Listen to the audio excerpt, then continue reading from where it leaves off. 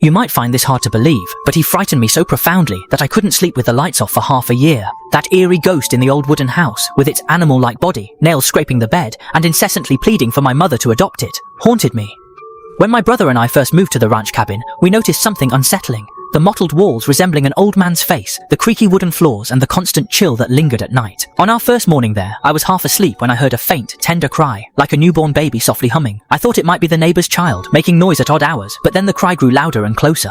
It was like it was close to my ear, and I suddenly opened my eyes. By the moonlight outside the window, I saw that my soul had flown to the end of the bed. There was something standing, with a round head. It was indeed the face of a baby. Its eyes were closed and its mouth was round, but its body was fluffy like a hairless monkey. Its nails were pointed and long, and it shone coldly in the moonlight. He stared at me directly and let out a woo! Suddenly grinned open, revealing 2 rows of tiny fangs. Mother, adopt me. That voice is sweet and greasy, but heard me all over my body hair. My vision darkened and didn't know anything. When I woke up, it was already dawn. I shouted next to my brother. Voice was trembling. Did you hear the baby cry last night? He rubbed his eyes and nodded.